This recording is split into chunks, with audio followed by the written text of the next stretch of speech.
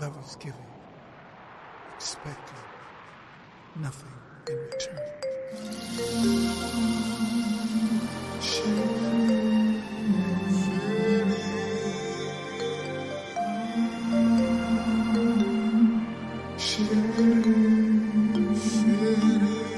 Love is giving, expecting nothing in return.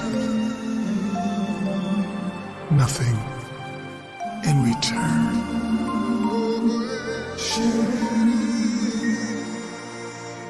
Love is giving, expecting nothing in return. Nothing in return.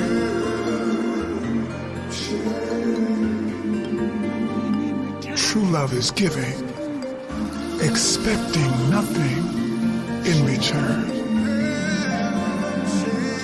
Nothing in return.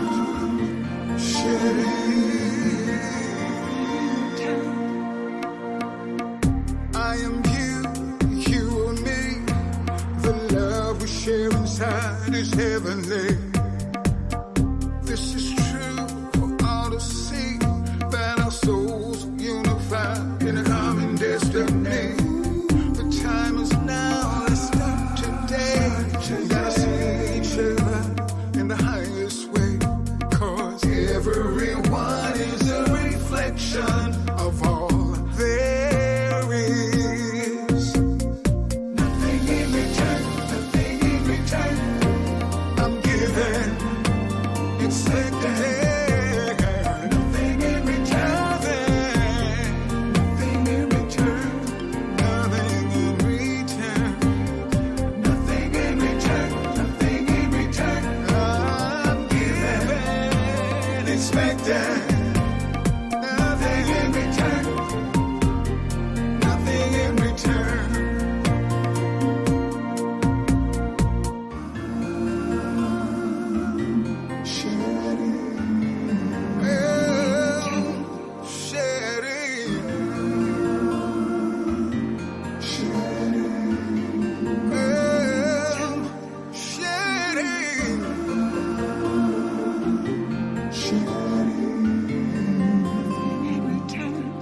Nothing in return. Nothing in return. As above, so below. Our love's connected from the head to my toes. You say it's true, I say I know heart to heart is the only way we're gonna flow. What goes up must come down. Gonna spread our love and chant the secret sound. Everyone is a reflection of all there is.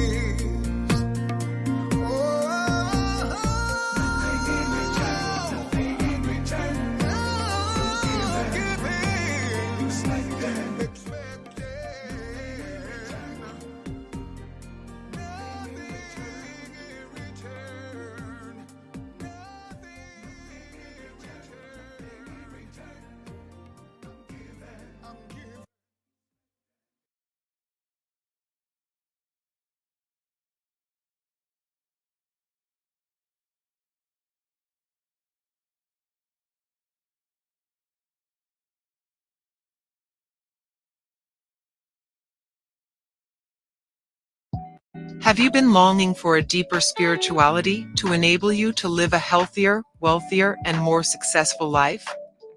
To overcome stress and heal broken relationships? To increase your focus, mental clarity, and resilience to meet difficult challenges and capitalize on major opportunities? MOT, the 11 Laws of Health, Wealth, and Success. A guided meditation course based on the wisdom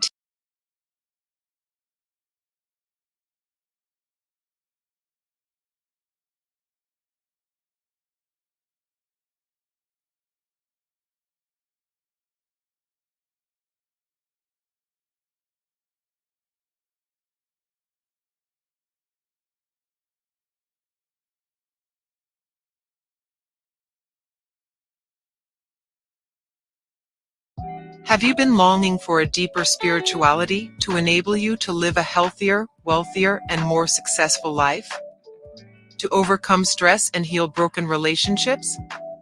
To increase your focus, mental clarity, and resilience to meet difficult challenges and capitalize on major opportunities? Mott, The 11 Laws of Health, Wealth, and Success. A guided meditation course based on the wisdom teachings of ancient Egypt will empower you to do this and much more. The course is designed by Ra Un Nefer Amen from his 50 years of experience as a spiritual guide for thousands.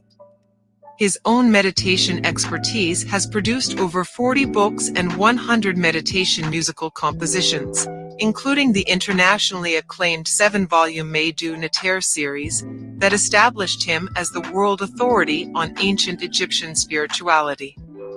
Your Kamitic meditation course includes access to member-only webinars and guided meditations that will deepen your understanding of the science of meditation and the divine laws that guarantee progress in life. Breathe in. Breathe out. Breathe in.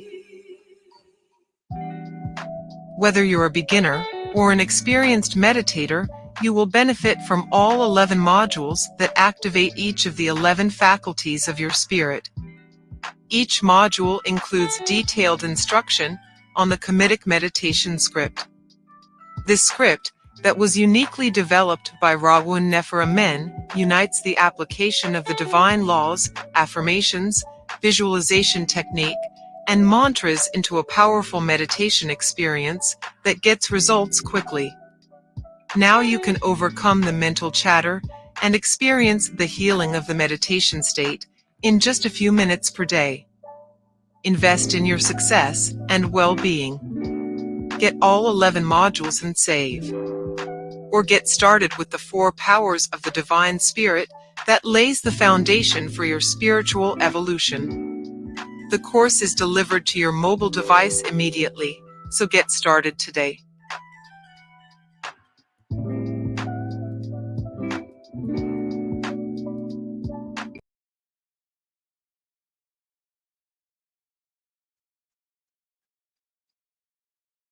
All right. Peace and blessings, everyone. This is M. Tahuti Kamo with Kamitic Legacy. I want to welcome you to another great evening, an evening when we get to share wisdom and understanding. We get to share the divine powers in this world of challenges, in this world of so many issues. You know, we got to be rooted. Rooted. We got to be rooted strongly in our understanding of our divinity. So I want to welcome you. And if you are here for the very first time, put a 1 in the chat, please. Put a 1 in the chat. If you are with us in our webinar room, we have almost 300 people. And we have folks on Instagram. All right. And we have folks on YouTube. Let us know who you are, where you are. All right, Raymond, peace. Good to see you. Very first time. Excellent. Who else is with us for the first time? And what city and state are you in? All right, Joy is here. Joy is here. Joy Foster, welcome for the first time. And J. Fernand Francis, peace and blessings. What city and state are you in from? Or what country? We have Chicago in the house. All right. And Braylon Jasper, want to welcome you to our podcast. All right, check them. I see you. DC is in the house. Atlanta's in the house. All right, first timer. Oh, Barbados. Oh, I got some Bayesian in my family. Wonderful. So I got some Bronx in my family. Alan. Indiana is in the house. And Grenada is in the house. Peace, brother Imhotep. Seattle, Washington. All right. I know you're excited. I heard some great things are going to be happening in Seattle shortly. Pasadena, California. Maryland is in the house. Ohio. Belize. We're going to have that retreat in Belize. One of these days, we're going to make that happen. Curtis, Hetipu. And we have Kessa Tayeb in DC, Trinidad and Tobago. Wow. That's right. We are everywhere. Philadelphia is in this John. I got you. Spiritual John. Connecticut. All right. From Brooklyn, though. And we have London, UK, up late with us. Welcome, Zuba. Tampa, Florida's in the house. Looking forward to seeing you soon, Tampa, Florida. Philadelphia, Orlando. Bermuda is in the house. Sifu, what's going on? And LA, great. But I want you to settle in. We are in for a great evening, as you know. Those of you that were with us last week, give us some reaction in the chat if you were here with us last week when Ra Un Nefer Amen, Shechem or Shechem, broke down the understanding of affirmations, right? Some of y'all didn't know that you could affirm something that wasn't true, that wasn't positive, because you think affirm is to be affirmative, but you could be affirming negativity. You could be affirming your limitations. So he broke that down from us last week. And one of the things that he spoke about was the actual neuroscience of the connection between our verbal faculty that we use in affirmations and our visual faculty that we use in visualization. So in the Ma'at, 11 Laws of Health, Wealth, and Success, we have embedded in there the understanding, the proper application of how to use visualization and affirmation in a holistic, in a complete, and an effective manner. And tonight, we're going to get a deep understanding of this visualization, right? And the science, the scientific basis behind these laws. Okay, all, I see you with the fire in the chat. But before we do that, we have a special treat. We have a special treat tonight. Let me get myself ready for this. This is special. Let me get myself ready. Let me get in the mood. Mood right here. Yeah.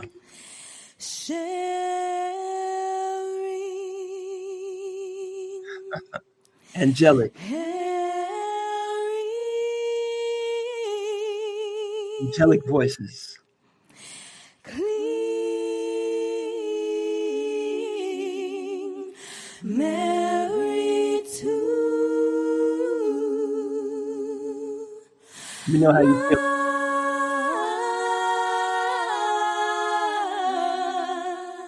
Let me know how you're feeling in the chat about this right here.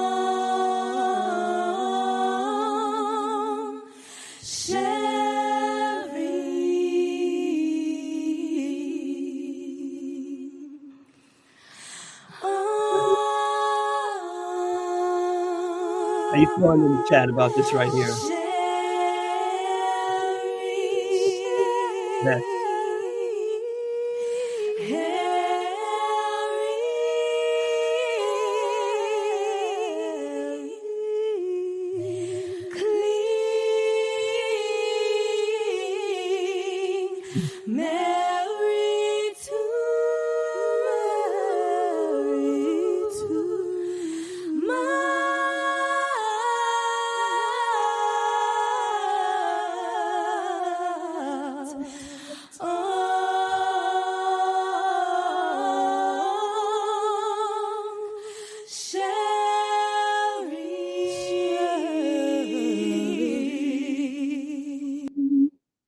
Beautiful, huh?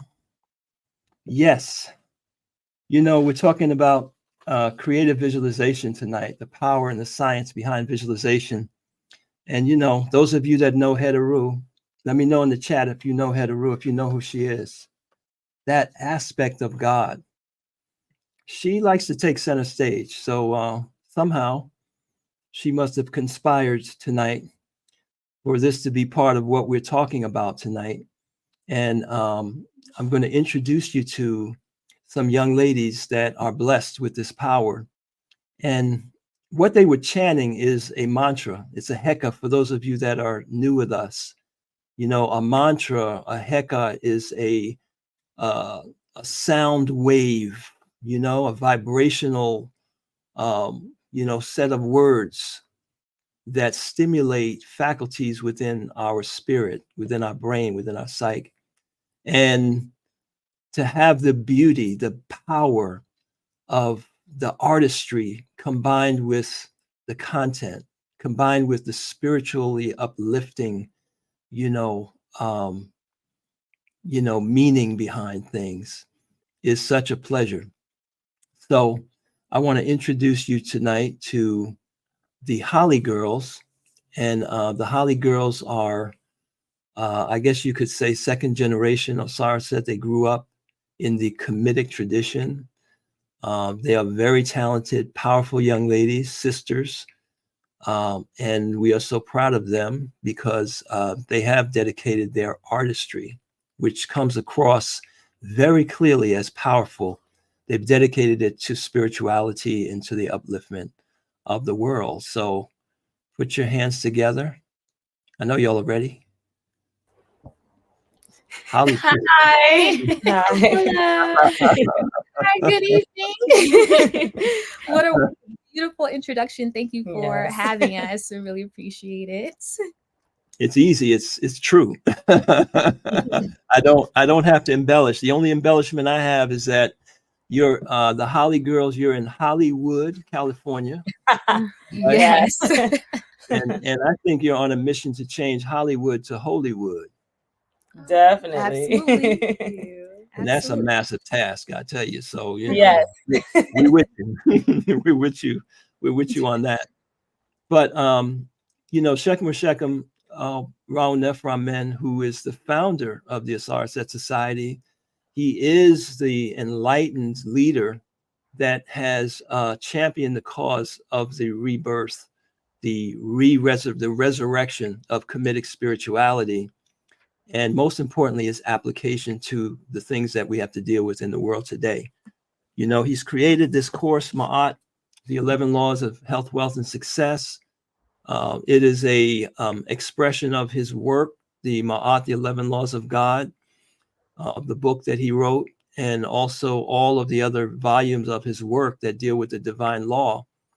And one of the things that he's taught us is that we have this spiritual anatomy that's made up of these divine faculties, and that these divine faculties, which people refer to according to their tradition as attributes of God, as angels, as archangels, as neteru, as orishas, whatever your terminology is, you recognize that when somebody has great talent, that talent is not that person's, that talent is God's talent. That talent is the expression of a divine faculty. And he's taught us that these faculties also manifest through time. And he has set the calendar straight to help us to understand, the cycles, the lunar cycles, which is a whole nother thing that those of you that are joining us with the Ma'at 11 laws, you'll learn in the coming months how to work with the various faculties of your spirit according to time. So we have a story, we have a testimonial that happened, and we thought it was very important, being that we are in the Heru cycle right now, right? The story the thing that unfolded, right? And we would like you all to please share that with us. Okay. All right. Well, our best. Yeah, we'll do our best. Well, first and foremost, we have one sister that is currently working on a production right now, so she wasn't able to make it. I'm gonna be listening, but I'm gonna slide over so that folks, we have a bunch of people on Instagram, and so we want them to really be able to see the whole screen. So I can hear you. I'm just gonna slide off stage for a minute, and I'll be back and forth. Okay. Okay. So as I said before, we have one sister, Ariana. Should introduce ourselves. Oh, we are the Holly Girls. First and foremost, my name is Msara Holly. I'm Taya. And I'm Son Nefer Holly. And we have one sister, Ariana, who was not able to make it because she is working on a production currently. So this past Sunday, for our sister Ariana's birthday, she wanted to celebrate her birthday by going on a hike with her friends up to a waterfall up the mountain to a waterfall. Not far from us in Pasadena. Yes. And so she invited almost 30 people. Yeah, it was at least maybe 25 people that actually showed up somewhere around there. And we were very surprised because we were not expecting so many people to show up to a hike. A lot of first timers as well. Yeah. So we did. At first, I wasn't going to go. I was kind of on the fence regarding going, and my mother had really just kind of expressed, I want to make sure that all of you go together. She really encouraged me and Taya to come along and to go on this trip with our younger sisters. So we were like, okay, fine, we'll go. Mm-hmm. We go on the trip. We didn't realize that it was such a challenging situation. We didn't realize that we had to cross many different creeks. Because the week before we took a hike with just our family, but we didn't make it all the way up. We only went past one creek, but this time last week doing it again, there ended up being a total of 13 or 14 creeks. Yes. And there had been a lot of rain over the week and the day before as well. So some of them, you had, when you're stepping in, the water went up to past your knees, so, and, you can't exactly see it. And it was kind of rapid at that point too. So it was definitely a bit of a challenge getting it all done, but there were a lot of people out there, doing it. So, so the motivation was definitely there to continue. And we were there to just kind of assist everyone on the journey and try and make sure everyone was being safe. Yeah, and helping and assisting them along the way. So we go up the waterfall. We finally make it, and we sing happy birthday to our sister at the top of the waterfall, and then right after that, one of her closest friends, his name is Malik. We've all kind of adopted as being our brother. Yes. Malik, whose name also means king. His name is Malik Kendall, and Kendall means flame, like a spark, fire, right? So his name directly means king of fire, fire king, or however you want to spin that. Which is interesting because it's the Heru cycle. So Malik decides, he was like, you know what, I'm going to do it. I'm going to go in the waterfall. Yeah. And he had apparently been saying this throughout our whole walk up there. And he was actually one of the more experienced hikers, considering that he also lives in that area. So he said this is his backyard. He always goes on hikes over there, but he just hadn't done the full, just gone inside the waterfall before, which everyone in general sounds like a cool idea. You see lots of videos online of people going to beautiful tropical places and hopping in the water and going under the waterfall. It sounds like something anybody would want to do. Why would you not? Yeah, potentially fun, right? Yeah. So he goes in. But way before then, the interesting thing, one more thing, sorry. Way before then, my parents told him, be careful. Yeah. They said, be very, very, very careful. They said, no acting silly, don't be doing nothing, foolish while y'all are up there. And he said, oh no, he said, he literally told them, this is my backyard and I'm going to be careful. And my father gave him this knife that we have just in case, because it's the woods, so there could be animals, anything could be up there. So he said, hey, take this with you just in case. So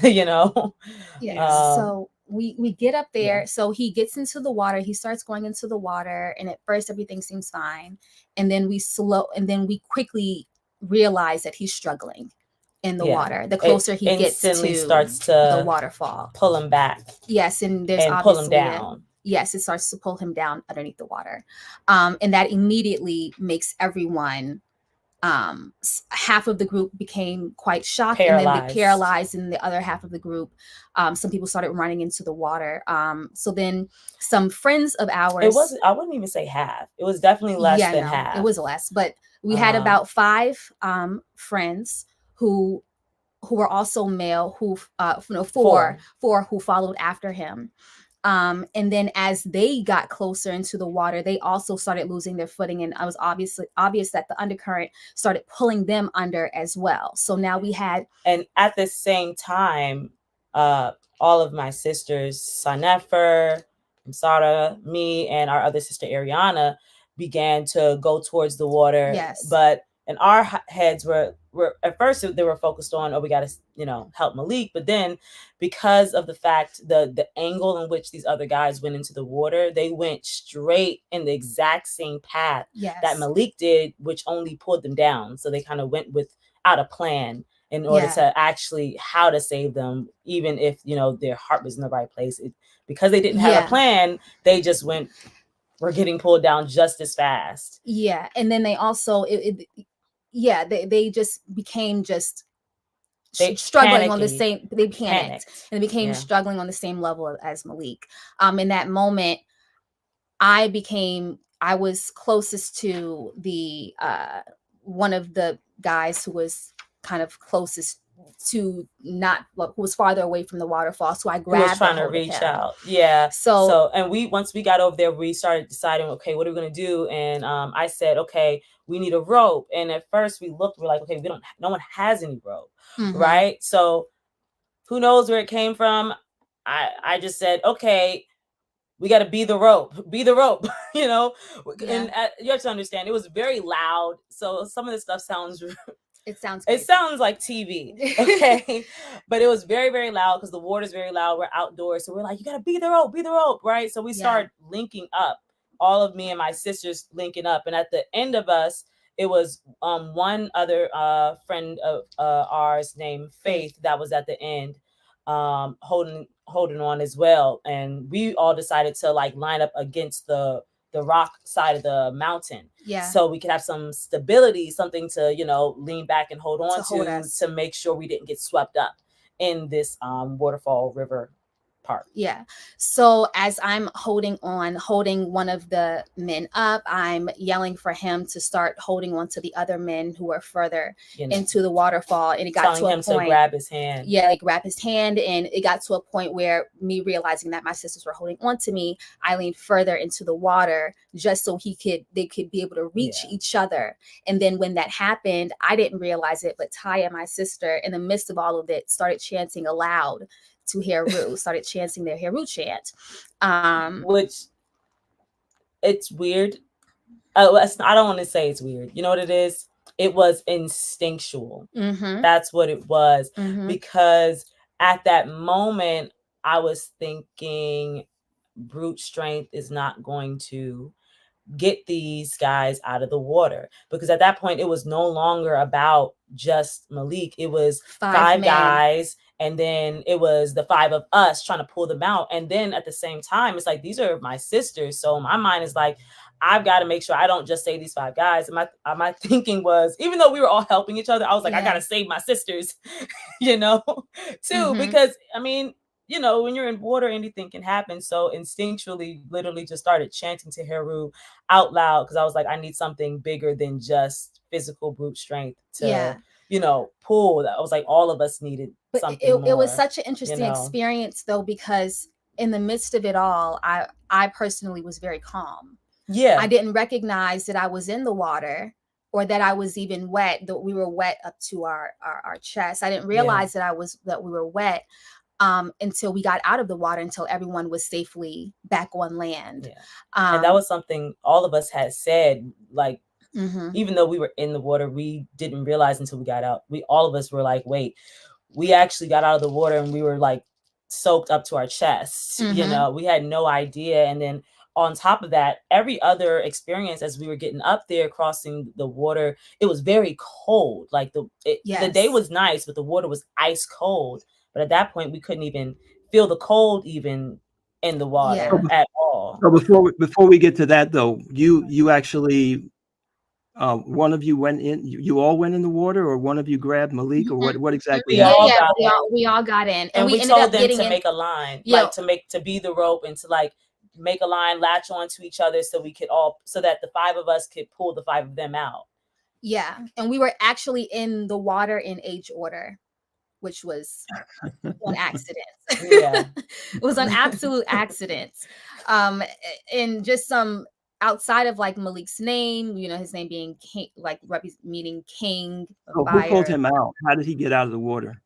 Well, we all created a line, and we had, and the other guys sure that the guys were holding were on also to each in other. the water, and they were all starting to like kind of like sink, you know, and getting caught up in the water. But we were on, like, once we got that one guy's hand and we told him, no, hold on to everyone else's hand, we said, stay holding on because we're going to pull you out. You know what I mean? Yeah, like, mind you, some people were holding on by just their fingertips. Yeah. So how we were able to successfully assist everyone in coming out is a God thing. Because we are quite petite women. We're not like, and these are grown men. These are grown men between the ages of 21, 22, and like 28. So it's like and they're big. Yeah, they're big guys. They're big guys. So just the ability to one, I think, is definitely a testament to just tapping into our spiritual power, tapping into our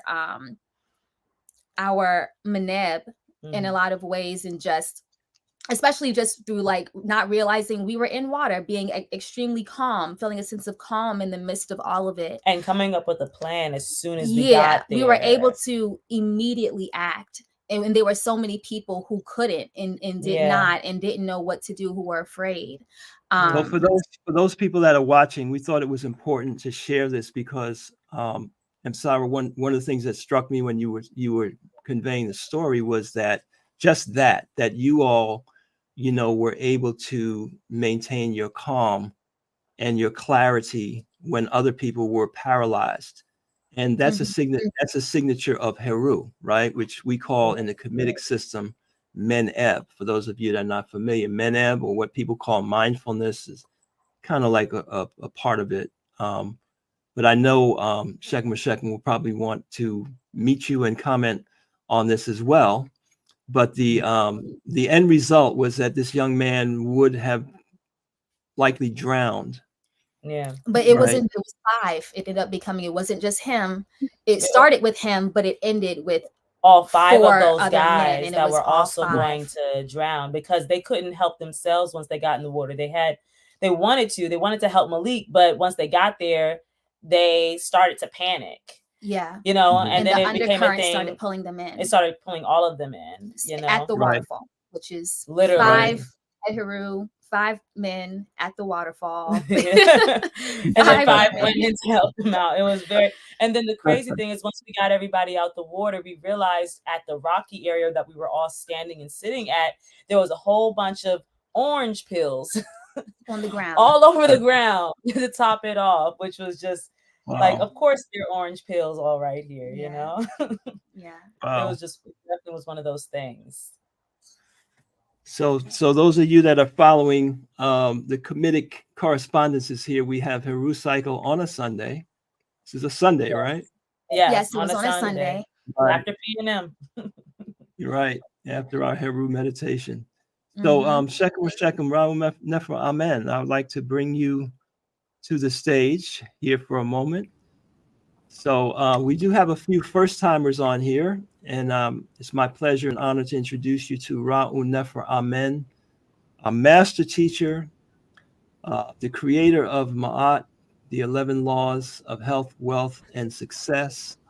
And we greet him with the words of power, peace, and blessings, and Necharak. Shekem. Ragatabu, peace and blessings.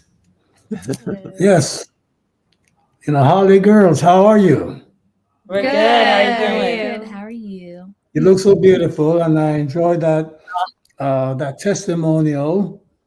You know, chanting to Heru, right? You said you all broke out in the Heru chant as well. Yeah, and that was spontaneous, wasn't it? Yes, it was definitely instinctual. It just came out. It really was one of those things. It was like, okay, what am I going to do right now? We got to start chanting to Heru. And literally afterwards, I was like, I'm chanting to Heru out loud in front of a bunch of people that have definitely never heard that before. But I was like, whatever. Yeah. I'm like, we're going to get them out this water. So just began to chant. So you had 4 or 5 petite little girls, petite women, I should say, saving these 5 big guys. Yeah. Yes. So you needed some divine help, and you got it. Definitely. So thank you so much for that testimonial, and keep doing the work. Yes. Thank you. Thank you. Thank you so much for having us.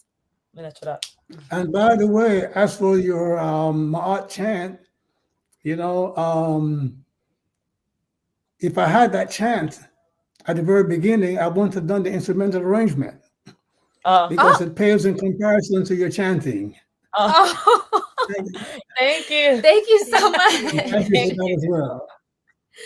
Thank you. We're gonna get it together. Yeah, we will have that to you soon. Very good. Thank you. Thank you. All right. Appreciate you all. Well, Shechem, that's very powerful. One of many, many, many testimonials, and we've had so many over the years. But the accuracy, the veracity of the calendar that you gave us, and the ability to understand the messages from the Spirit is it's been fantastic. Oh yeah. Those were not coincidences. Sunday, Malik, Kendall, and Heteru, Waterfall, 5 young ladies, 5 guys. Correspondences were all there. For those of you who have Meditative Volume 1, you can see those correspondences printed in that book back in 1990. That book came out. And of course, in all the teachings before that book, Meditative Volume 1. So, yes, sir. That's wonderful. So I believe we're going to talk about creative visualization, right? The science behind it, yes, right? Sir. Yes, sir. So last week was tremendous. People really appreciated your clarity. As we know, a lot of people practice affirmations. The practice of affirmations is very popular. And in the quest to manifest success in their lives.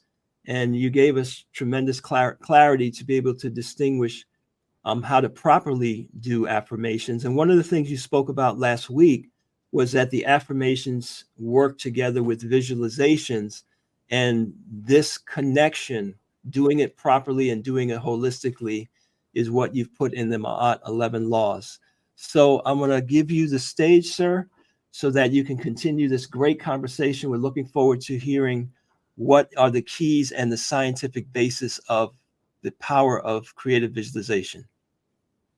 Yes, before I get into focusing on creative visualization, let's talk about, mind power. People speak about positive thinking, the power of positive thinking and the mind power. And for the most time, they speak about the verbal intelligence, affirmations, what we say we're going to accomplish and so on. But the thing is, one of the principles in science and spirituality, spiritual philosophy and science, is that all units are made up of 2 parts. The atom is made up of a positive and a negative, set of charges. A magnet has 2 polarities. Everything comes dual, male, female. You see that everything has a dual, nature. You see that? And the brain, we have 2 hemispheres, the left hemisphere and the right hemisphere. The left hemisphere governs, verbal thinking. So that when we're doing affirmations, we are using the power of the left hemisphere of the brain. When we're visualizing, we're using the powers of the right hemisphere of the brain. Nature meant for us to use both hemispheres because they're complementary. The left hemisphere, breaks reality up into chunks, sequential chunks. You see that? The right hemisphere, brings gives a holistic perspective, which covers understanding and the ability to unite all the powers work, make them to work together to achieve a goal. So on one hand, we have the parts, another one we have the whole. You see that? So to have a spiritual system that ignores one over the other is flawed. You see that? If you're going to use the powers of the mind, you have to give equal, setting to both hemispheres of the brain, meaning affirmations and visualizations. Now, if I say to you that if you have an illness, okay, serious illness, and I say to you, it will be very helpful to you, to spend a half an hour to an hour every day visualizing your person well, able to do the things that the illness has robbed you from, it's robbing you from doing. You might say, well, if I spend such amount of time visualizing, okay, my wellness, that's not the real world. That's an imaginary world. The imaginary reality has a sense of non-reality, fantasy. You see that? If you tell somebody to visualize, to spend a lot of time visualizing something happening, they say, well, you are involved in fantasy. You're involved in something that's not real. You see that? Okay? And part of it has to do with our Western indoctrination. Western psychologists, Western scholars, they have admitted that the Western culture is heavily dominated by the left hemisphere of the brain. You see that? Meaning, the verbal intelligence. Non-Western, cultures, such as African and Amerindians and so forth, they use more of the right hemisphere or the unity of both hemispheres. So, the looking down, the downgrading of the imagination and imagery and imaging and visualization, comes from a cultural, bias. You see that? And you see, and it has to do with how people's brains, are wired as opposed to what is the actual reality or what's supposed to be. So the thing is that, visualization and imagery plays, a major role. You see, a necessary role in the unfoldment of your perception of reality and your ability to function successfully in the world. So what I brought forward in this webinar here, is scientific evidence for the power of visualization, creative visualization. You see that? Um, what most people need to know is that medical science, especially, and psychological science, they have devoted a great deal of time studying. You see that? The powers of visualization. And they have documented in many scientific journals, the fact that visualization is real, very powerful. And most of those studies, those scientific studies, have been done, in the arena of medicine, meaning that doctors and scholars and psychologists and physiologists have studied, what happens in the brain and the nervous system, when people visualize, certain objectives, okay, certain, inner environmental stages, certain mental actions. When they visualize these things, they are able to see very positive changes in the brain and in the health of people.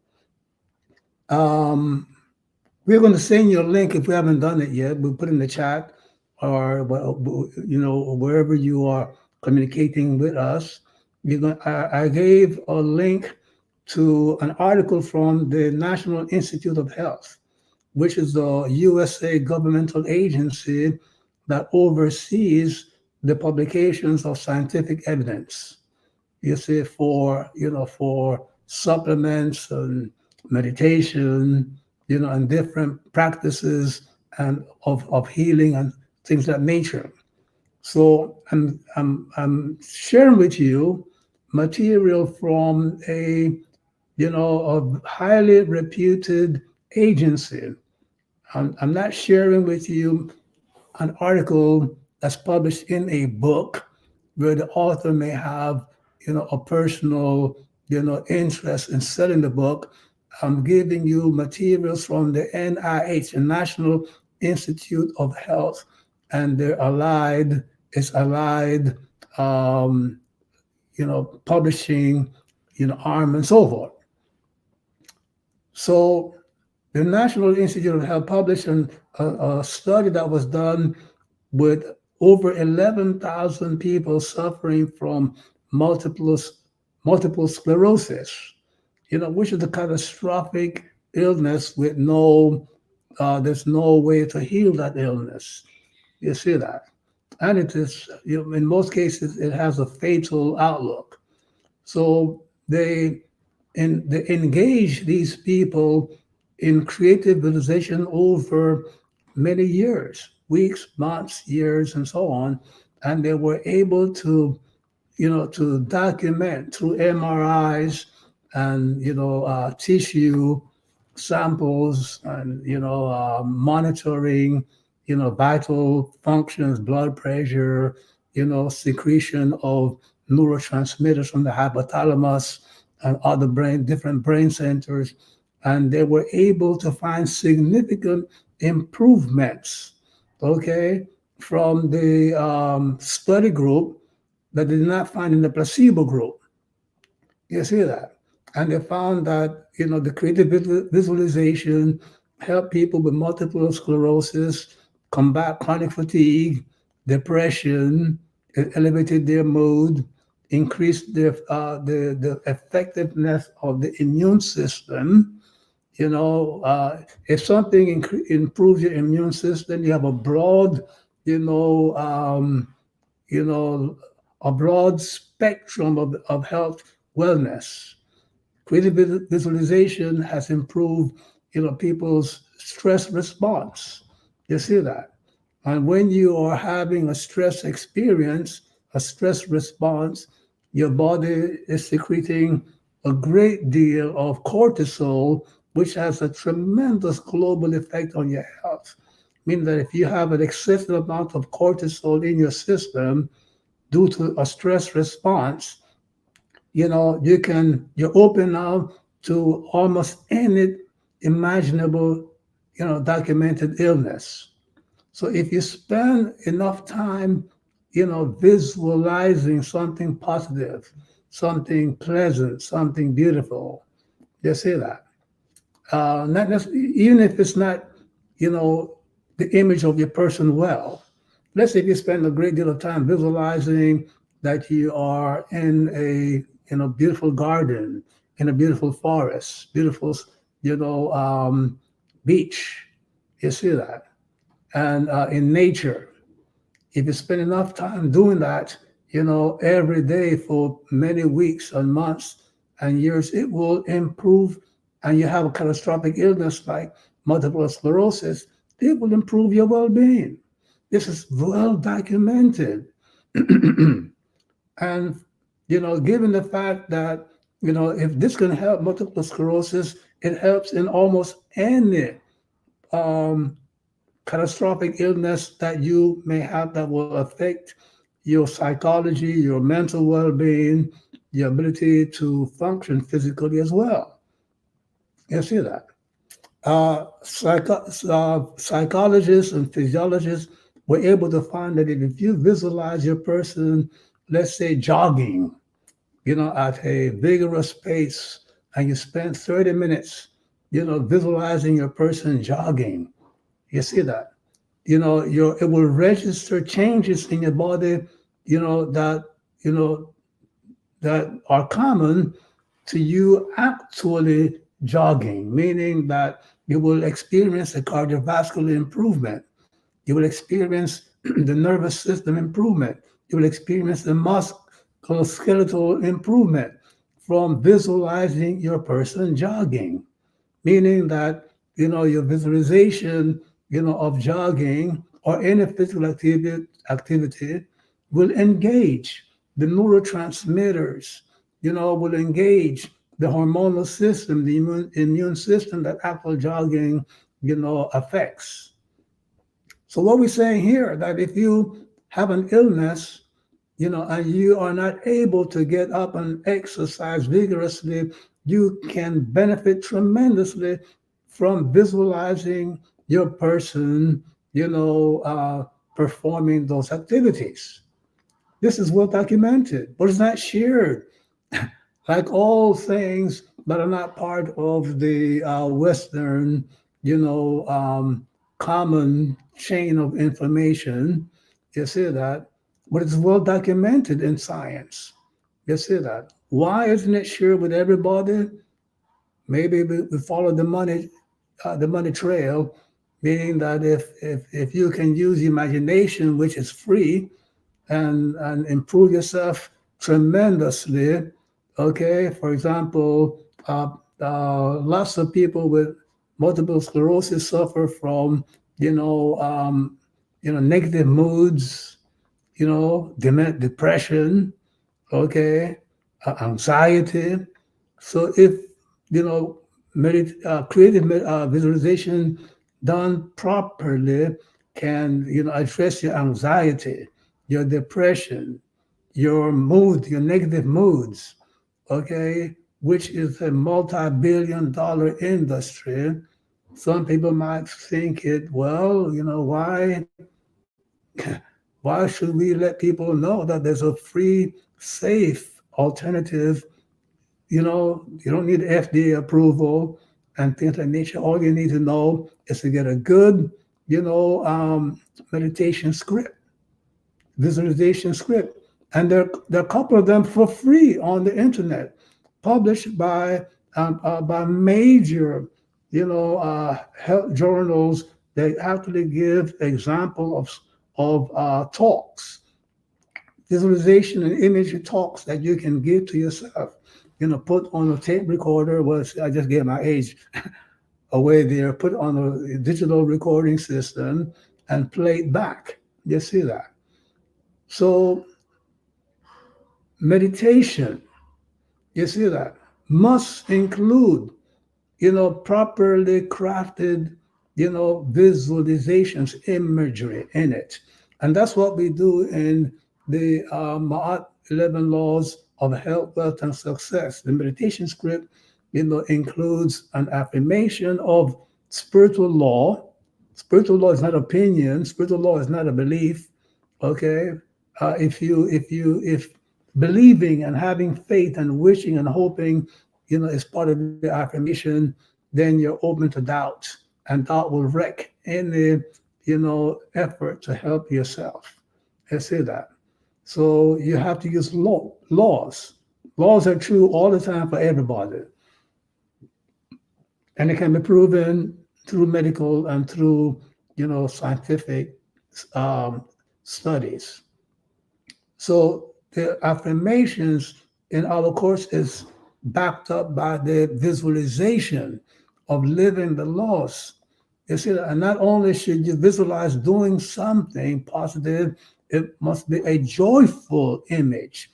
It must have to be something that is joyful, that generates the feeling of joy, a pleasant sensation within you. Just not simply an image of being well, an image. Let's break it down some more. Let's say that you have, one of the number one problems, health problems in the Western world, problems with your joint. Okay, if you were to visualize your person able to run and jump again, you see that, like you did when you were young, and so on. If you spend at least 15 to 30 minutes, visualizing that as part of your meditation, eventually, weeks or months later, you will find yourself being able to do that. And I'm speaking to you from experience. Years ago, I went on a retreat in the forest and I contracted Lyme disease. And by the time I realized what was going on, I was on my way to perhaps walk one of those wheelchairs. Okay, it was agonizing, the difficult getting out of bed at one point. You see that? So I just pulled on this knowledge and visualized myself jumping out of bed. And in a couple of weeks, I was jumping out of bed. And over the past, 15, 20 years, I'm now able to walk very well, no problems with my joint and things of that nature and so on. So, I sent you this document, it's in your in the chat, whatever, for you to download, or you can just simply go on the internet and Bing or Google and research documents that speak about imagination and medicine. You see that imagination, the science behind it, and you're going to find that you are looking at, when you imagine things properly, you are leveraging, something that's more powerful than many drugs, without the side effects, without the negative effects, without the danger. And all you have to do is learn how to craft the proper instruction so that you can, because yes, you see, you can imagine, as a matter of fact, most people have been using the imagination against themselves. You see, by imagining something negative happening to you over and over and over again, you're actually, even if you didn't bring that negative thing to you, the moment that you visualize something negative happening in your life, you have, at that very moment, you have polluted your nervous system and your bloodstream with negative hormones. You see that? With too much cortisol. You see that? So you don't have to attract something negative. The mere fact that you're doing it. And the worst time to indulge a negative visualization is going to sleep or just before you go to sleep. That's the worst time to indulge, negative images. You see that? And once you learn that science, has corroborated, okay, the effectiveness of visualization, this is something that you must do in a very proactive manner, meaning, learn about it, learn how to do it. You learn how to write poems, you learn how to write songs, you learn how to write short stories, but you need to learn how to write, powerful, effective affirmations and visualization scripts to use, not only to improve your health, but improve your wealth. You see that? Okay, meaning that with the proper affirmations and the proper visualization, okay, especially if you put them into meditation, you can improve your wealth. You can improve your productivity, your talents, etc., etc., etc. So there's so much more that we can unpack here. I don't want to overwhelm you, with so much information, but I'm sure that your questions will bring up, the other aspects of this discourse that we need to, break down this evening. So at this point, I will take your questions. All right. So if you're with us in the chat, you can post your questions now. And also, those of you that have testimonials, we've had a lot of people. We have over 1,700 people in our winter solstice course and hundreds more in our Ma'at 11 laws. So if you have any testimonials from your experiences in using visualization as part of the meditation script and the success it's brought you, you can also post that in the chat for us. So Shechem, last week, you made it clear that affirmations are not just when we intentionally choose to focus on positive thoughts, that we are also visited with thoughts automatically and we affirm them, and that is self-destructive. So I want to start with where you kind of ended. There's a lot of negative visions that people get, that just drift in. We imagine, harm coming to us, or being a victim of this, or we even have memories of bad experiences from the past, or traumas that drift in, and we find ourselves, being plagued by that. So how do we deal with the negative visualizations that come to us automatically? Yeah, there are two sets of mental activities. One set has to do with thoughts that drift in on their own, right? That's thought drift. So, when you're having thought drift, you're not really thinking. Thinking is the other set. Thinking is the willful, manipulation of thoughts. When I am putting thoughts together to make a particular sense, I am thinking, okay? If the thought that this is a lovely day drifts into my mind, I did not choose. I did not intend to put this with is, with a, with beautiful, with they. If I put those words together to make a meaningful statement, that's thinking. You see that? But if the thought drifts into my mind, I'm sitting down, watching, a movie, and the thought drifts into my mind. This is a beautiful day. That's not thinking. I had a thought, but not thoughts that you have, is part of thinking. Some thoughts are just thought drifts. And if you do a little exercise, okay, or when you catch yourself having a thought drift, write it down. And if you spend the whole day writing down the thoughts that drift in, you're going to find that many of them are negative. Some are positive and many are negative. You see that? And then you might discover that some thoughts, negative thoughts, come to you on a regular basis, every day, several times a day, and this is where negativity comes from. You see that? And you may have affirmations that you're cultivating, but you fail to counter the negative thought drifts. You see that comes to you. You see that. So the thing is that it was these thought drifts are so important that Patanjali, the father of yogic philosophy, he made mindfulness one of the 8 limbs of yoga, meaning that yoga has 8 limbs, meaning 8 practices that you must observe in order to benefit from yoga. Yoga is just not simply doing the breathing and the asanas. There are 8 limbs. There are 6 other practices, and one of them is mindfulness. And the mindfulness in Kemet is called men ebb, meaning men is stability and ebb is the will. When you stabilize the will, you see that when your will is stable and fully established, then you're mindful. So I wrote a book. One of the books that I wrote is Meneb, how to, cultivate this mindfulness from a Kamitic perspective.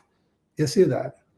Okay, because the thing is, by the time you realize that you are not mindful, you're already committed the act of losing your mindfulness, meaning it's after the fact. So you need a technique that catches that short circuits the thought drift at the door.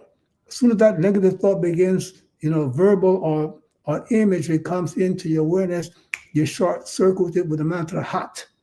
You see that, which is another name for the heart or the ebb in the Kamitic tradition. You see that. The yogis, they say pahat. In Kamitic, they say hat. You see that. To stay to stabilize the will. So, so these are techniques that the ancient people developed to deal with this, what they call the monkey mind. The monkey mind is learning us about the thought drift process, okay?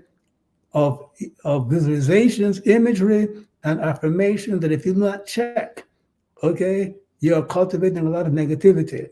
So creative visualization, they say, must help you to live the laws to short circuit the negative thoughts that drift into your awareness on a daily basis.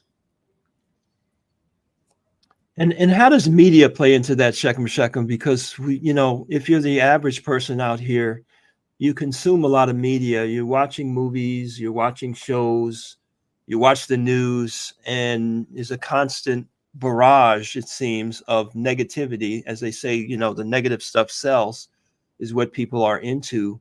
If we're visualizing ourselves with, peace and wellness, but we consume media, how is that something that we need to be mindful of, or do we need to live in a, without participating in these type of inputs? Well, most of what we get from media is not essential to our lives. So there's an answer. Cut the cord. Limit your exposure to media. You're not losing anything. You're getting a lot. You see? So, Shechem, when you speak about visualization, let me add to that, right? Let me add. There was a criticism about, President Obama. They said that he wasn't emotional enough. He wasn't showing, enough emotion to show that he was sincere. You see that sincerity means that you are true inside and true outside. The truth that you hold outside, you hold within you as well. So, in the Western culture, okay, being angry and being upset is a sign of sincerity. And that's incorrect. You see that? So the thing is that the media, is pushing, a lot of wrong ideas onto the public that's keeping them negative and emotional, but it's your responsibility to counteract those impulses, those energies, those directions. You see that you cannot wait for somebody else to do it for you. You have to counteract it yourself. You see that? Mm-hmm. And Shechem, when you cite the research for the multiple sclerosis and other benefits that people receive by using creative visualization or guided imagery, is the technique to focus on the end result, or to focus on the stages and the steps, or does it matter? Whether you see it gradually improving or certain things, or do you just go directly to the end result? Now, in our meditation course, if you look at the meditation script, right? There are two visualization parts in the meditation script. One is visualize your person, living the law that is affirmed in the affirmation part of the script. And the other visualization is the result that you're looking for, the life result, meaning that, let's go through a whole script. The script is engineered so that a negative event in your life will trigger, an affirmation, a positive affirmation based on spiritual laws. You see that? So if somebody does wrong to you, the trigger should be, Tuan for making me peaceful by nature. You see that? As opposed to, I hate it when people do that. I can't stand it when people do that. You see that? That's a negative, affirmation. You see that? Okay? No, if somebody does something wrong to you, it has to be, I'm so thankful that God has made me a divine, being. You say, I am peaceful by nature. So that's the affirmation of a law. And it's a law because, if you're peaceful by nature and you affirm that, you are going to maintain your health, you're going to maintain your IQ, you're going to maintain your ability to function, positively and successfully. So that's the scientific support of the law of peace. Now, that's an affirmation. That's you exercise the left hemisphere of your brain. So the right hemisphere of the brain needs to put it's 2 cents in. And that's a visualization of you now smiling when that person is doing wrong to you. Smiling inside of yourself or smiling outwardly or inwardly, you see, to you know, to because that smile will generate positive neurotransmitters. You see, in the various, the various structures of your brain. And then visualize your person as a result of living the affirmation and the visualization. See your person of enjoying a mundane benefit, like getting that car that you need, or getting, improving your health. You see that, improving your relationship, or getting that house that you are working for, and so on. So there are two visualizations in the meditation script. One is the process, and the process is you living, the divine law, you see, and the other part is the end goal, meaning, getting the benefit, you see, that living truth, living divine law will bring to you. And we have Ra, who is on our YouTube channel. Welcome. And he asks, can visualizing your body surrounded by something like a green light be effective as a meditation practice? If not, will you please describe a better use? Well, provided that you know what the green light is for. You surround yourself with the green color, okay, it will stimulate the heteru, the imagination faculty within you, okay? And, is that good? It depends. Some people have an overactive imagination. In that sense, that may not be good for you. You see that. If you need to safely improve your imagination, then you can surround yourself with that green color. You see that. Okay, that color, the green, can have a similar effect on your psyche. You see that because the green now will stimulate your anahata chakra to tone down on the aggressive energy of the manipura chakra. You see that. Okay, so you have to understand, how to use colors in your meditation, and it has been trivialized. That's why I do not rush to give colors in the meditation, because some people, may have too much of a particular energy, and surrounding yourself heavily with certain colors can be helpful, or like everything else. Colors is an energy wave. Do you need more of that energy wave, or do you have enough of it? Do you have too much of it? So you have to be able to select properly what color you should meditate with. And on that note, Shechem, some people use meditation systems where they'll visualize light or energy moving through certain parts of the body, or they might say, see this color in your throat chakra or in your heart chakra.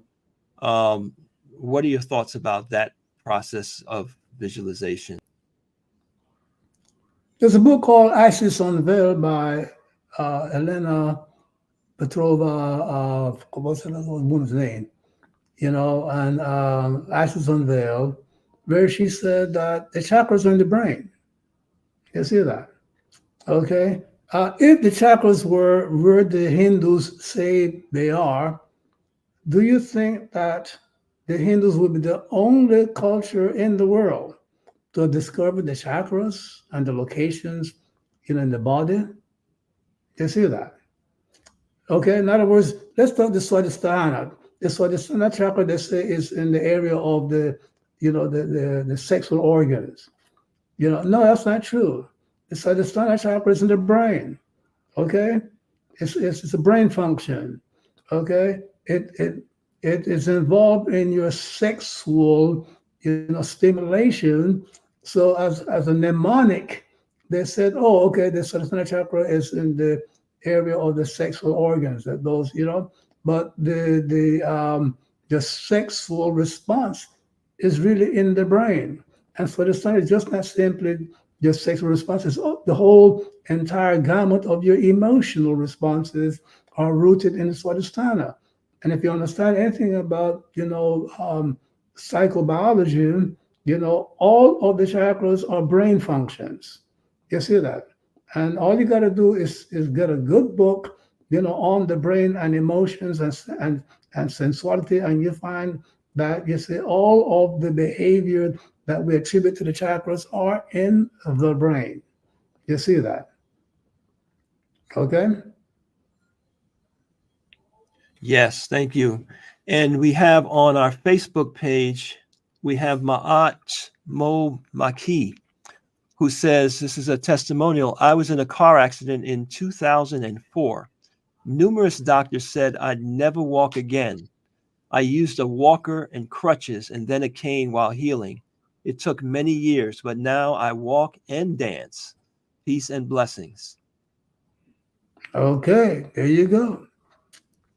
Yes, sir. You have to learn. You got to make time to learn how to use these powerful faculties that God has endowed you with. You see that? And And I'm trying to second, put my little contribution to that. and Shechem, we know many people who have tried visualization and not not reaped, their vision coming to fruition. And in some cases, with a medical situation where a doctor is giving you the prognostication or what your body is projected to do, where do we draw the line? Where is the limitation, or is there a limitation as Well, to what it's not visualization a can? limitation. In other words, you see, first of all, part of the Western culture is, drawing one-to-one relationships. If you meditate and visualize, you're going to be healthy. No, your healing, requires the input from many, many players. Your diet, your lifestyle, your freedom from, intoxicating drugs, environmental toxins, how do you manage your stress, your exercise, your choice of food and things of that nature. You see that there are so many contributors to your healing. Then, there's the genetic inheritance. You see that, and so forth. So there are many, many players to that contribute to effects in your life. So the fact that you know 10 people or 1,000 people follow the same visualization meditation doesn't mean that it's going to work for everybody. And for those that it didn't work, it's not a flaw in the person or the system. Is that we all first of all come into this world with a different genetic configuration. Okay, we spend our life with a different diet, lifestyle, social environment, with different epigenetic factors that will trigger certain negative DNA responses and so on. So what the way to approach these sciences is to learn that, okay, I have visualization, I have affirmation, I have meditation, I have qigong, I have asanas, I have pranayamas, and so on. You let me try as many of them that to see which one will help. You see that, and you see that. So it's trying. They're all effective, but in different ways for different people. So at least you have things that you can leverage. You see that? Plain and simple. Yes.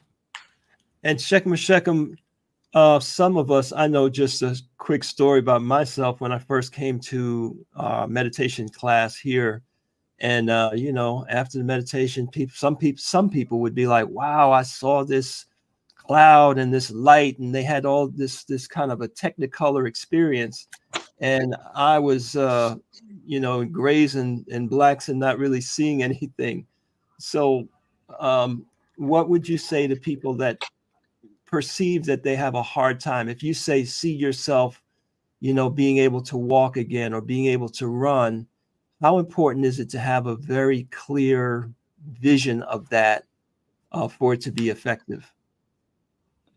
Well, having a clear vision, what they call an eidolon, is the result of a trance, a type of trance that you go into. It's not a skill that you create, like practicing an instrument or something like that. It's it's a progression that takes place in the meditation process. But the important thing to understand is it is not essential to the result that you're looking for. You see that? So when you meditate, just do the work. Hold on to the breathing, okay? Hold on to the chanting, repeat the affirmations and the visualizations in your script over and over and over and over again, and do not pay attention to whatever visions or things happen in your actual meditation. You see that? And the thing is that people's brains are configured differently. For example, I personally, okay, my psychical, manifestation, you know, were the informations that I put in that have become my teachings, my books, and the oracle system that I brought into the world, the Medunity Oracle. You see, I was not the kind of person that saw, that had the kind of experiences, let's say like a Nostradamus, or something like that. You see, we all have different psychical tendencies. The same way that some of us can sing and others of us cannot sing. The same, like for example, I'm a pianist and a composer. So, I have excellent talent for the piano, but not for singing. You don't want to hear me sing. Okay, you don't want to hear me sing. Yes, and that some people have to go to school to learn to sing, not Aretha Franklin. And the same thing happens in the meditation experiences and things of nature. So don't look for anything, of a phenomena to take place while meditating. You see that? Just do the work, see a person living truth, and see what you're looking for is improvement in your ability to live the truths that you are affirming and visualizing in your meditation script. And eventually, the mundane blessing, that house, that health, that finance that you need in life, it will manifest itself. With some people, it manifests itself in a couple of days, a couple of weeks. Other people might need a couple of years. You see that? But the thing is that when it happens, you will know this was the result of the meditation that I did, because it will happen with certain signatures attached to it, in a certain way that you can only say this is uncanny. You see that? Yeah, as we say in Osira Set, you can't make this up. That's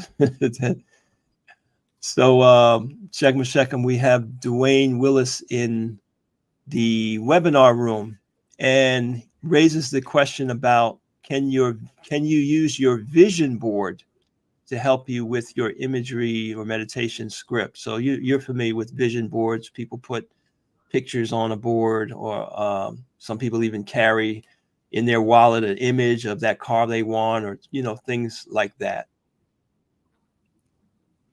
Well, yes and no. Because a vision for what you want to achieve in life has to be a joyful action. You have to visualize yourself enjoying what you want. In other words, you see, the image and the words, the affirmation they both need an energy pushing, them to realization. If there's no energy, meaning if what you are saying doesn't involve joy for yourself, for God, for the way of God in the world, and if your visualization does not involve you seeing your person doing something, For example, let me give an example. You want to live to 125. The book says that man has been allotted a life expectancy of 125 years.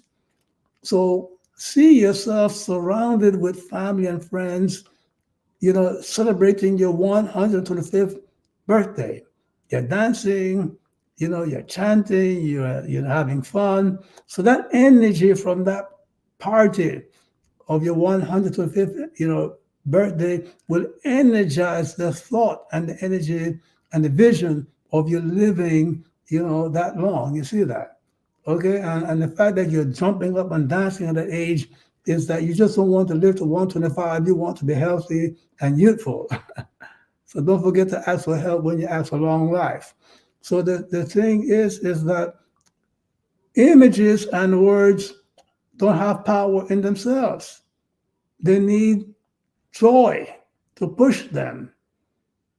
So if you have a vision board, which is just a static thing, the picture of a car, as long as you're going to add to that picture of that car the image of your person enjoying driving that car to work or to your hobbies or whatever, you want to go to the mountain trips or whatever, you have to have a joyful energy, a pleasant sensation. You see that?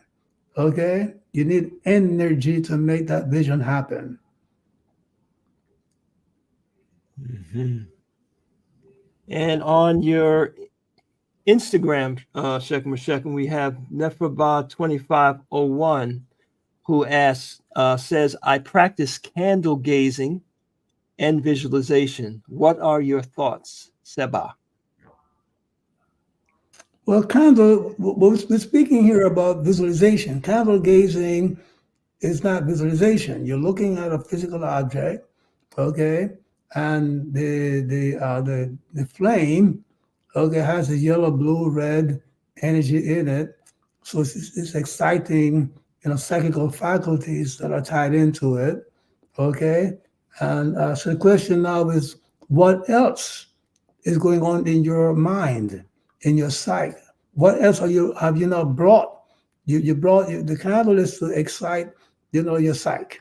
But to do what? You got to put in the proper thought, the proper script, the proper, narrative, where you want that excited energy to take you.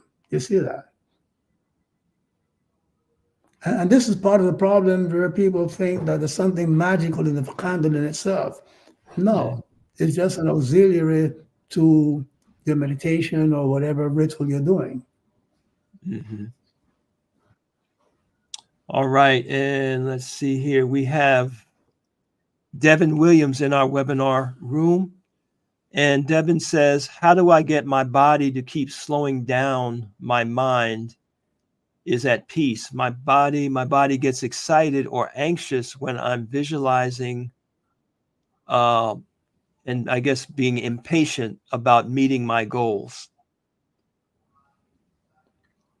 Well, if he has a problem with that, that is what the breathing exercises do, the deep breathing exercises. He has to make sure that he's doing enough of that. Maybe, chanting and with the deep breathing exercises, maybe for 30 minutes, for 45 minutes, to really calm the body energy down. He might want to do some asanas, the cobra pose, the plow pose, or whatever, to stretch the body and relax it. You see that? So what Devin is showing here is a tension. There's too much tension in his body that he has to learn to dissipate through the yoga asanas.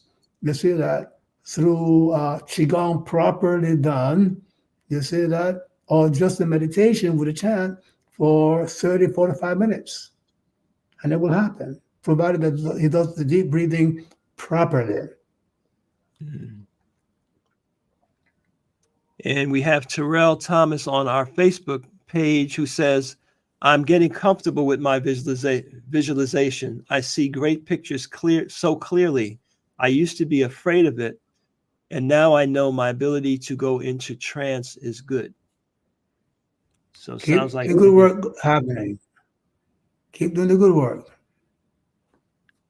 we have Joetta Hall in our webinar room who says, how do I increase my desire to meditate above all else and not get easily distracted? And how do I protect my internal boundaries?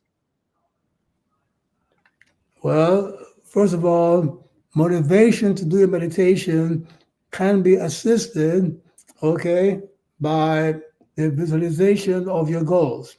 If you have a goal or several goals that are highly important to you, and you keep in mind that doing this, the meditation will help you to achieve your goals. That complex, that juxtaposition of thought and awareness will help you to be motivated to do your meditations. Meaning, it's clear to me that if I do X, Y, Z meditation, I will enhance my chance of getting, ABC. So that awareness has to be clear in, her mind. Now, so how do I protect my internal boundaries? Okay, it's not clear to me what she means by her internal boundaries that need protection. Protection from what? Is she speaking about negative thoughts coming to her, or the belief in negative spirits? I don't know what she's referring to there. Well, we did have another comment about being hexed or the evil eye. So, Shechem, if we understand that when we visualize something that we can project positive energies to the environment and to others, how about others who are projecting negative energies towards us?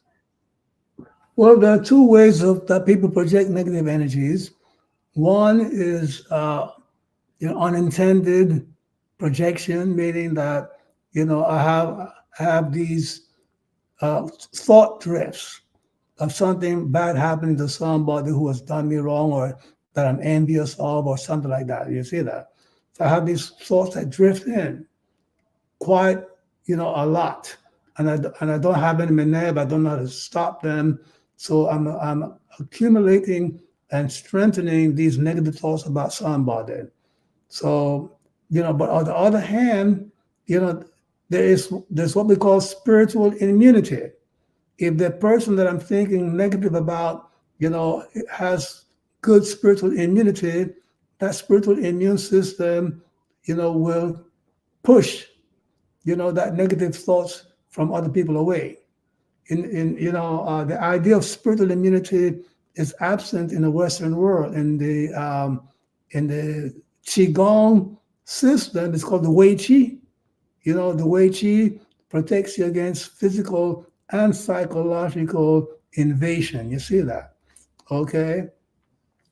So on the physical level, the skin and the aura protects you.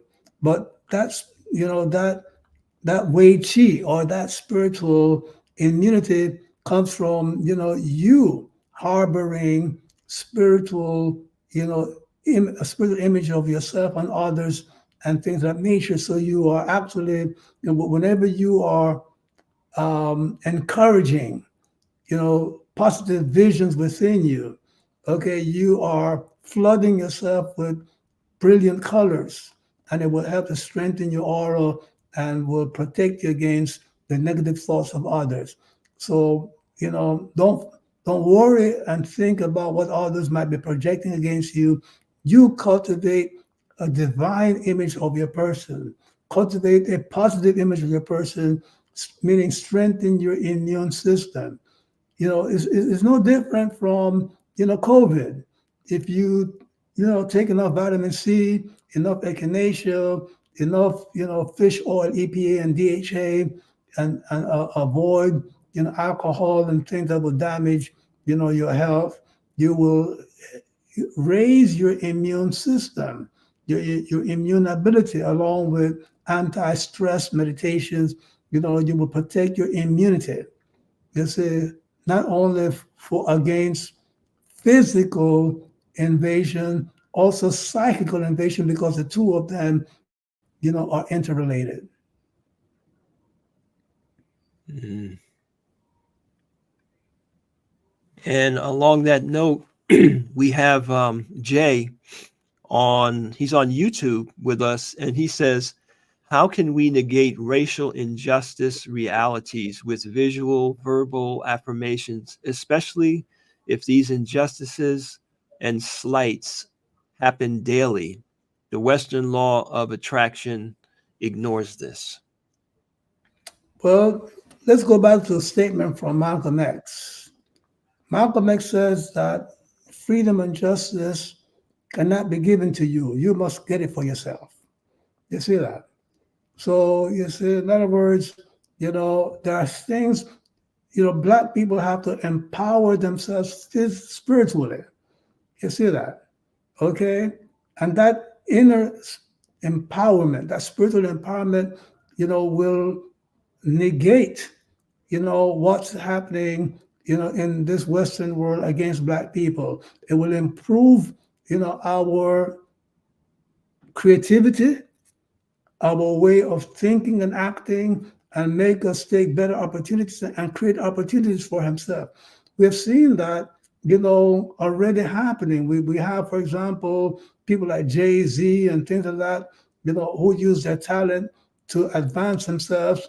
Now they are pulling themselves up and other black people and white people along with them, okay, by rechanneling their blessings. So what you got to do is to work on yourself, create your own blessings. You don't have to wait for once you work on your spirituality in a system that's going to bless you with health, wealth, and success. You see that you can give that to yourself, regardless of who's trying to keep you down. They can't stop you. You see that. So focus on your divinity. You see that, your divine qualities, and you will find that you will become unstoppable. That is what we need to do. You see that? Whoever is trying to hold you down doesn't really have the power to hold you down. You're lending that power to the person by not focusing on your divinity. You see that? So along Jay's comment, Shechem, and hearing what you're saying, for example, in Philadelphia in the last couple of days, we've had 4 different tragic shootings where school children, have been injured, some killed. We're having this kind of violence and things happening on a daily or weekly basis in a lot of our major cities. So how would you explain how to apply this in a group situation where, parents have to send their children to school the next day or come up with another means of knowing that they'll be safe? What's the spiritual application to this problem? Well, As again, that's a very complex situation, In other Mhm. words, once we get into affecting the behavior of other people, through meditation and things of that nature, it's not a simple thing. You see that? Because there is, in the spiritual world, there's such a thing as karma. You see that? Group karma. Okay, meaning that there are things that we suffer along with others. You see that? And we may and it might be part of our group destiny. Destiny and karma are not things that happens to just to individuals. It happens to groups of people, people in a shared, social environment, and that is why on a daily basis, you have to be a source of spiritual example, the spiritual life, as well as a conduit of, positive spiritual thoughts and energies that you're putting out into this world and things of nature. But there's nobody that can say, okay, I'm going to single-handedly, or my group is going to single-handedly through physical or spiritual or psychical means to change the world. We put our contribution in there. You see that, okay? With understanding that you see there are certain negative things that we may have to go through, as and cultivate our peace. An example of the young lady that came today, that story that happened, how they 5, weaklings, were able to save 5 burly big guys. You see that? Who would have thought? You see that? So the whole thing is that, there were, you have to understand that the world is not configured to keep you from experiencing negative things. You see that? Negative things are going to happen. You cannot, you know, insulate yourself from negative experiences, but you can control how you respond. You can control to a major degree, what you become involved in. You see that? And there's certain things that we all going to have to go through as part of part of the world. As individuals living in this steamship America. So we are getting past the hour and a half, Shechem and Shechem. We just have a couple of more I'm trying to get in. We have Joetta Hall in our webinar room. And this is she's been in our winter solstice program. So Joetta says, after doing the winter solstice for 24 days, I noticed I was more self-aware. My decrement increased, was more cautious on how I responded to people, and I experienced a deep, peaceful feeling. I am more enlightened and motivated to tell friends and family the insights that I've gained. But now that I've completed the winter solstice, how do I increase my desire to meditate above all else and not easily be distracted? And it's the internal, how do I protect my internal boundaries? I'm not sure what that means. Well, I spoke about this earlier. Um, The motivation to do the meditation is to connect the meditation with the mundane things that she needs in life. Mm-hmm. You see, a lot of people don't make that. They don't make that connection. That if I meditate in a certain way, I will achieve, and obtain the things that I need in life. You see that? Mm-hmm. You see? So she has to keep in mind, what does she want? What does she need? 2024, does she need a better job? Does she need to improve her health? Okay, when she makes the connection between the thing that she needs very much so, and that meditation will help her to get those things, that is where the motivation to do the meditation will come from. You see that? Mm-hmm. You have to have a goal. You have to have a lodestar, something that is pulling you. You see that? And that's a connection between doing the work and experiencing the blessings. And on that note, Shechem, for those folks that have been in the winter solstice with us, and we are winding down the winter solstice season meditation, it appears that she might not be aware that we're not quite finished, and that there's a powerful conclusion that you have planned for next week. Yes, next Tuesday we're having a meditation, the final meditation for people that have enrolled in the winter solstice, winter phase course. And we will also talk about, the other part of being, okay, the Anahata chakra and so forth, the spring equinox and spring phase of the meditation, where you are able to enhance your ability to work with others in a constructive manner to achieve your goals. No man, no woman is an island.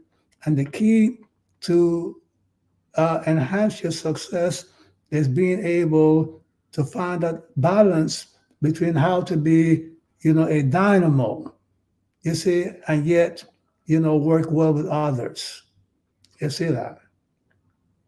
And not only for yourself, but working also for others, which is the Anahata work. And so we talk about that next week some more. Wow. And Courtney Courtney says that she's in our webinar room. I've learned through this journey that I have not been including God in my plan, and I have not been seeking his guidance, which is why I felt very directionless. Now I do feel I'm in God's purpose. However, I'm struggling enjoying it daily. Am I being selfish? I guess I thought doing God's work would feel different. It has its joyous days, but I'm struggling to keep a positive attitude daily. This was a part of a violation, I confess, and I still feel bad that I feel this way. Well, first of all, I would say to what's her name, Catherine? Looks like Courtney. Courtney, right?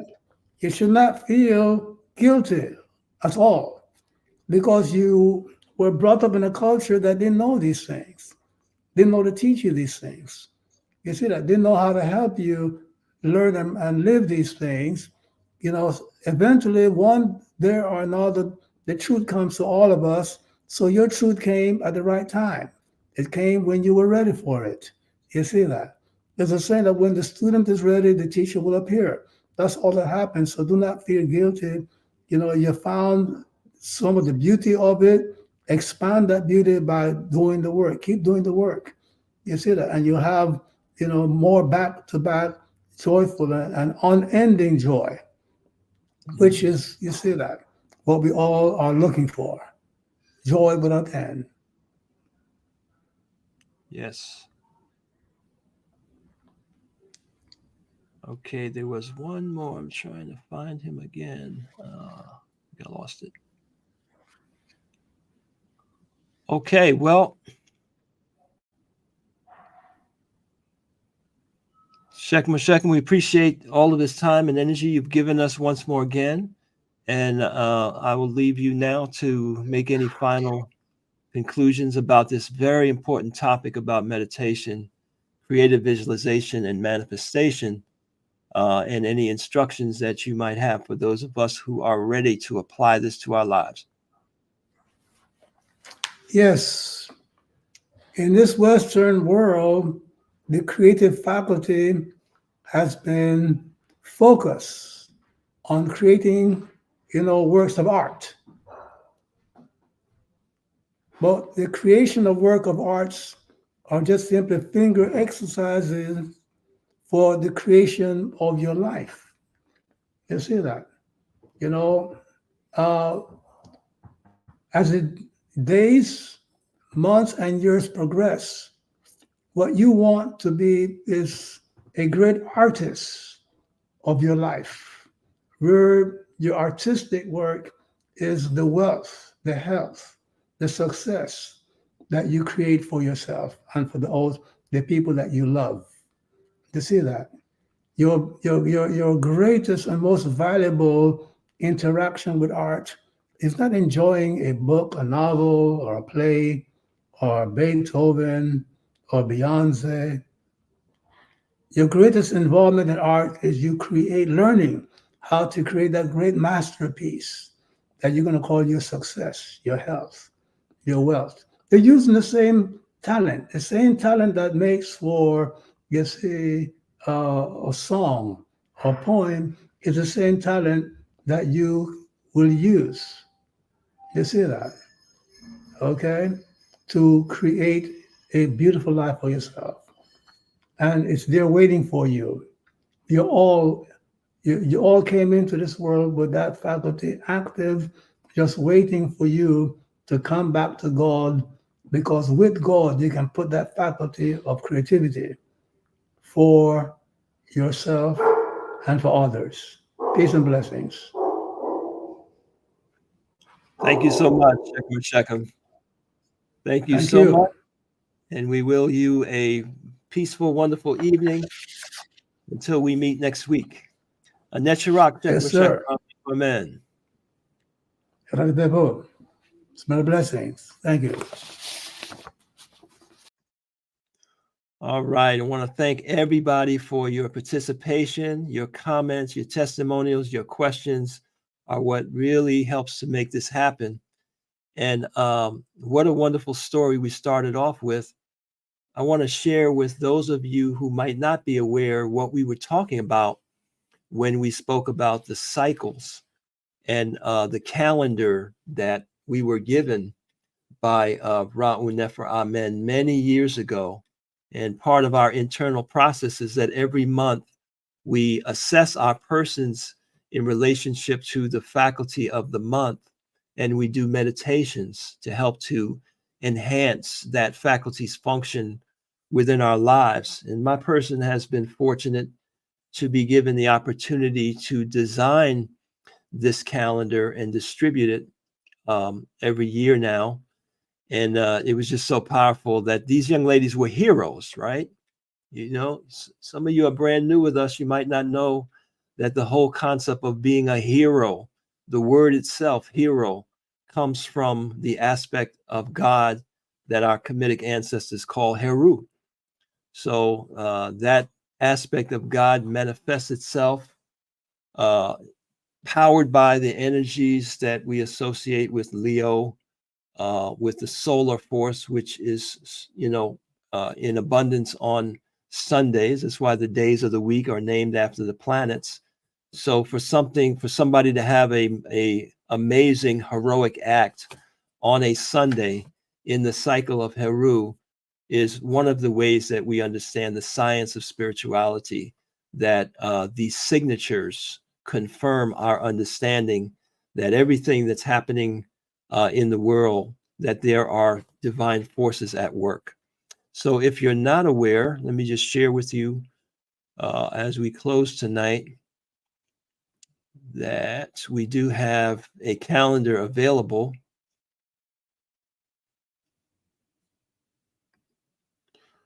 And I'll give you the website here. This is the Pout Neteru calendar that gives you the cycles of the month.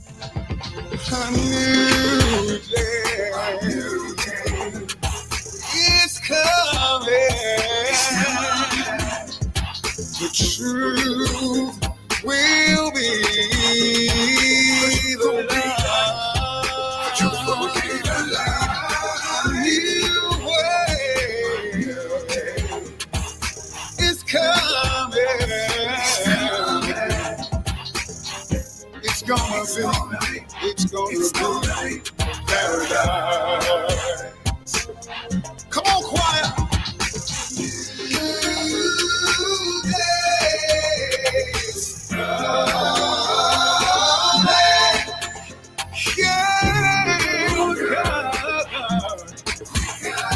We got it. Oh, yes, we do.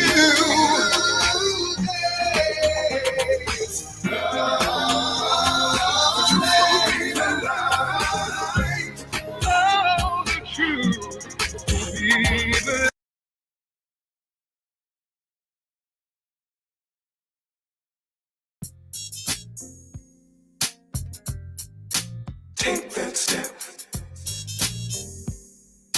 And we also have a journal, Over the hills, up Kamitic the spiritual mountain, journal. to the top, taking a step. No more spills from the fountain. We won't stop, taking a step. Over the moon, over the sun, we will continue to take that step.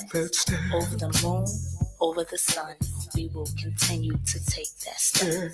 Made it this far, we have to keep on. No one will stop us, taking a step. Flying to that stop, singing our song, sweep away the dust, taking a step. Over the moon, over the sun, we will continue to take that step. Over the moon, over the sun, we will continue to take that step. Higher heights, moving on, stepping on, taking that step. So the Kamitic calendar, the Pout Neteru calendar, and the Kamitic meditation journal is available on kamitastrologycalendar.com. And there is a discounted price when you get both of them. And it also comes with a supportive membership site that gives you more instruction on how to observe the cycles of the month. And as we move into the year, we're going to be having group meditations based on the aspect of your spirit that needs to be nourished that particular month. So make sure you check it out. All right. Peace and blessings, everyone. Keep an eye out for your notifications to hear about this powerful Uchao Madu meditation that we will be concluding our winter season meditation course, and we will be introducing the spring version. The spring module will be explained and launched in the following week. Have a wonderful evening and keep doing the work. Etapu.